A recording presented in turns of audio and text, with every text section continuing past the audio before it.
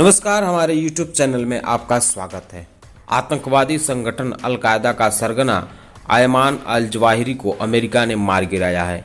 अमेरिकी सेना ने काबुल में ड्रोन स्ट्राइक के जरिए इस मिशन को अंजाम दिया।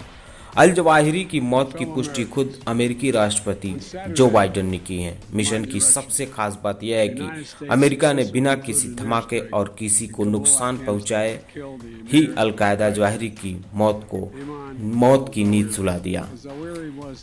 ये वही जवाहिरी था जिसने 55 दिन पहले यानी 7 जून को भारत के कई राज्यों में बम धमाके की धमकी दी थी। जवाहिरी ने भारत को दहलाने की पूरी साजिश रखी थी। खुलेआम इसका ऐलान भी किया था। जवाहिरी भारत के खिलाफ कोई कदम उठाता इससे पहले अमेरिका ने उसे सुला दिया। आइए जानते हैं कि भारत के खिलाफ जवाहिरी की क्या साजिश थी। नुपुर शर्मा केस में जवाहिरी का क्या कनेक्शन है, जवाहिरी कैसे मारा गया। जून में भाजपा की पूर्व प्रवक्ता नुपुर शर्मा के बयान को लेकर पूरी दुनिया में हलचल मची थी। नुपुर पर पैगंबर मोहम्मद के खिलाफ विवादित टिप्पणी देने का आरोप है। नुपुर के बयान के बाद 7 जून को जवाहिरी की अगुवाई वाली आतंकी संगठन अल कायदा ने भारत में आत्मघाती हमले की धमकी दी थी। अल कायदा ने बम धमाके कर हिंदुओं को मारकर पैगंबर की बेअदबी का बदला लेने का ऐलान किया था।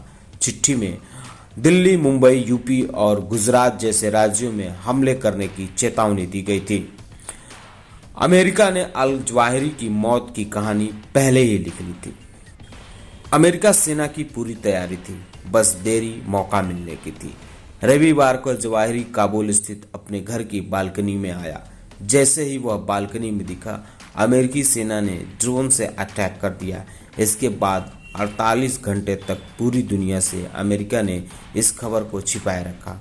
इस दौरान अमेरिका पूरी तरह से पुष्टि कर लेना चाहता था कि उसका यह हमला सफल हुआ है या नहीं। जब पूरी तरह से अमेरिकी सेना को यह मालूम चल गया कि जवाहिरी मारा गया, तब राष्ट्रपति जो बाइडेन ने प्रेस के जरिए पूरी दुनिया को इस ऑपरेशन की जानकारी दी। रिपोर्ट में कहा गया है कि अल जवाहिरी की मौत की अब तक जो तस्वीरें सामने आई हैं, उसमें न किसी विस्फोट के निशान मिले हैं और न ही किसी खून खराबे के। इसके बावजूद CIA ने इस मिशन को अंजाम दिया। दरअसल ड्रोन हमले के लिए अमेरिका ने अपनी खतरनाक हेलफायर R9X मिसाइल का इस्तेमाल किया है। यह मिसाइल अन्य मिसाइलों की तरह विस्फोट नहीं करती, बल्कि इसके अंदर से चाकू जैसे ब्लेड्स निकलते हैं जो टारगेट पर सटीक निशाना लगते हैं। हेलफायर मशीन को काफ़ी घातक और टारगेट पर सटीक निशाना लगाने के लिए ही पहचाना जाता है। इससे आसपास के लोगों को कोई चोट नहीं पहुंचती है। अपने संबोधन में जो बाइडेन ने कहा भी कि सटीक हमले और जवाहिरी के परिवार के सदस्यों के अलावा किसी अन्य नागरिक को कोई नुकसान नहीं हुआ है।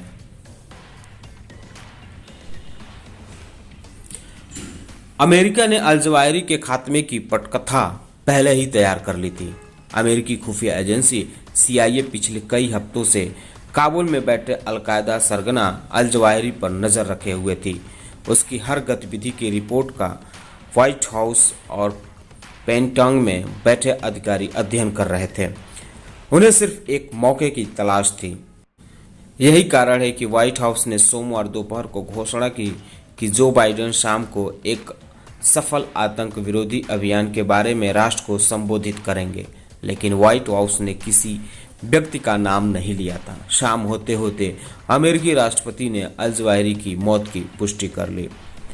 रिपोर्ट्स में सामने आया कि अल जवाहिरी को शिपुर इलाके में मारा गया है।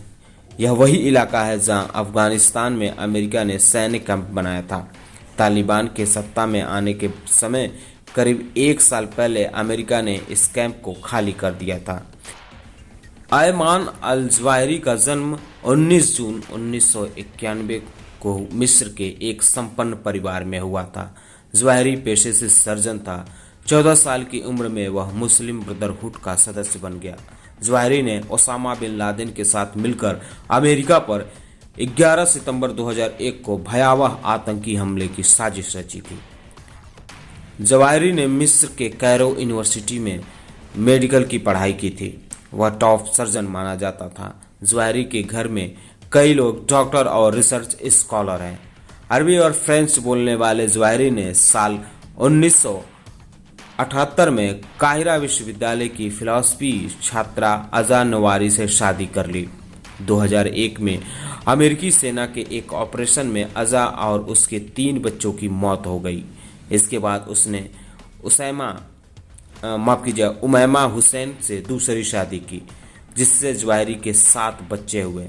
इसमें फातिमा, उमैमा, नाबिला, खदीजा, मोहम्मद, आयशा और नब्बर शामिल हैं। ज़वाहिरी ने इजिप्टियन इस्लामिक जिहाद का गठन किया। इस संगठन ने 1970 के दशक में मिस्र में सेकुलर शासन का विरोध किया। उसकी मांग थी कि मिस्र में इस्लामिक सरकार कायम हो। साल 1981 में मिस्र के राष्ट्रपति अनवर सादात की हत्या के बाद ज़वाहिरी को गिरफ्तार किया गया। मिस्र में 3 साल जेल में रहने के बाद वह सऊदी अरब भाग गया और यहाँ पर मेडिसिन विभाग में प्रैक्टिस करने लगा। सऊदी में ही अल ज़वाहिरी की मुलाकात अलकायदा सरगना ओसामा बिन लादेन से हुई। दोनों के विचार एक जैसे थे, दोनों में खूब बनी। 2001 में अल ज़वाहिरी ने इजिप्टियन इस्लामिक जिहाद का विलय अलकायदा में कर दिया। इसके बाद अलकायदा के जरिए पूरी दुनिया में आतंक फैलाने लगा। ज़वाहिरी ने अमेरिकी हमले में ओसामा बिन लादेन की मौत के बाद संगठन की कमान अपने हाथ में ले ली। 2011 में वह अलकायदा का सरगना बन गया था। दुनिया भर में कई जगह हुए आतंकी हमलों के पीछे उसका हाथ माना जाता है। 11 सितंबर 2001 को 19 आतंकियों ने 4 कमर्शियल प्लेन हाईजैक किए थे। इनमें से 2 प्लेन वर्ल्ड ट्रेड सेंटर के नॉर्थ और साउथ टावर से टकरा दिए गए थे। इस हमले में 93 देशों के 2977 लोग मारे गए थे। हमला आतंकी संगठन अलकायदा ने किया था। इसकी साजिश ओसामा बिन लादेन और अल ज़वाहिरी ने ही रची थी। 7 अगस्त 1998 को एक साथ कई देशों के दूतावास के बाहर बम धमाके हुए। इनमें 224 लोग मारे गए, जिनमें 12 अमेरिकी शामिल थे और 4500 से अधिक लोग घायल हुए। इसके पीछे ज़वाहिरी का हाथ माना जाता है। मई 2003 में सऊदी अरब के रियाद में एक आत्मघाती बम विस्फोटों में 9 अमेरिकियों सहित 23 लोगों की मौत हो गई थी। इसके कुछ दिनों बाद एक टिप जारी किया गया था जिसमें ज़वाहिरी की आवाज़ शामिल थी। ज़वाहिरी का ठिकाना लंबे समय से एक रहस्य बना था। 2020 के अंत में अफवाहें फैल रही थी कि अल ज़वाहिरी की बीमारी से मृत्यु हो गई है। UN analytical support and sanction monitoring team की एक हालिया रिपोर्ट ने पुष्टि की कि ज़वाहिरी अफगानिस्तान में रह रहा था और स्वतंत्र रूप से संवाद कर रहा था। 2021 में अलकायदा ने एक वीडियो जारी कर भी ज़वाहिरी की मौत की खबर को फर्जी बताया था।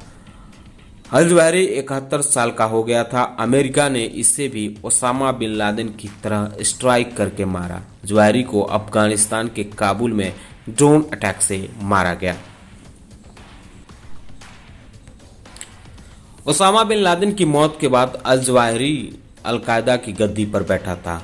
अब उसकी मौत के बाद यह चर्चा तेज हो गई है कि इस आतंक की फैक्ट्री अलकायदा का अगला चीफ कौन होगा। यूं तो इस आतंकी संगठन के पास खूंखार आतंकियों की कमी नहीं है, लेकिन ऐसा आतंकी भी है जो इस संगठन के उत्तराधिकारियों की लिस्ट में सबसे ऊपर है।